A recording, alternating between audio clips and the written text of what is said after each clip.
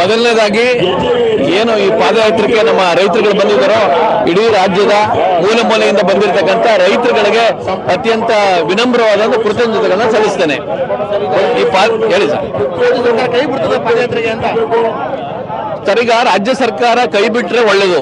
ಕೈ ಬಿಡದೇ ಇದ್ರೆ ಇನ್ನು ಉಗ್ರವಾದಂತ ಹೋರಾಟದ ಎಚ್ಚರಿಕೆನ ಕೊಡೋದ್ರ ಮುಖಾಂತರ ಉಗ್ರವಾದಂತ ಹೋರಾಟನ ಮಾಡಬೇಕಾದಂತ ಹಮ್ಕೋಬೇಕಾದಂತ ಕರ್ತವ್ಯ ರೈತರುಗಳಿಗೆ ಬರ್ತದೆ. ಕೇಂದ್ರ ಸಚಿವರು ಚಾಲನೆ ಕೊಟ್ಟರು. ಇವತ್ತು ಮಾಜಿ ಪ್ರಧಾನಿಗಳು ಪಾದಯಾತ್ರೆಗೆ ಇಳಿದು ಧುಮುಕಿದ್ದಾರೆ.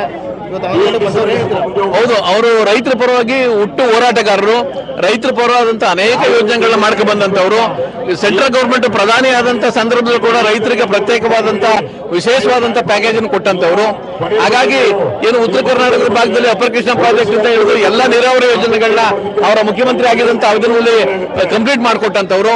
ಹಾಗಾಗಿ ಅಂತವರು ಈ ರೈತ ಹೋರಾಟಕ್ಕೆ ಬರ್ತಾ ಇರ್ತಕ್ಕಂಥದ್ದು ನಮ್ಮೆಲ್ಲ ರೈತರ ಸೌಭಾಗ್ಯ ಅಂತ ಹೇಳಲಿಕ್ಕೆ ನಾನು ಖಂಡಿತ ಬಯಸ್ತೇನೆ. ಈಗ ಕುಮಾರಣ್ಣ ಅವರು ರೈತರ ಪರವಾಗಿದ್ದಾರೆ ಅನ್ನೋದಕ್ಕೆ ಅವರು ಮುಖ್ಯಮಂತ್ರಿ ಆದಂತ ಸಂದರ್ಭದಲ್ಲಿ ಇಡೀ ರಾಜ್ಯದ ರೈತರ ಸಾಲ ಮನ್ನಾ ಮಾಡಿದಂತ ಏಕೈಕ ಒಬ್ಬ ಮುಖ್ಯಮಂತ್ರಿ ಇಡೀ ದೇಶದಲ್ಲಿ ಯಾರು ಇದ್ರೆ ಅದು ಕುಮಾರಣ್ಣ ಅವರು.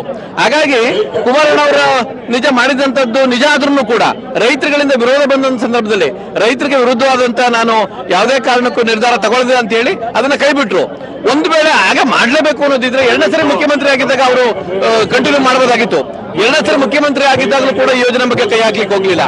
ಅವತ್ತು ವಿರೋಧ ಮಾಡ್ತಿದ್ದಂತ ಜನರು ಇವತ್ತು ನಾನು ಪರವಾಗಿ ಮಾಡಬೇಕು ಅಂತಂದ್ರೆ ಕಾರಣ ಏನು ಅದು ರೈತರಿಗೆ ಅರ್ಥವಾಗ್ತದೆ.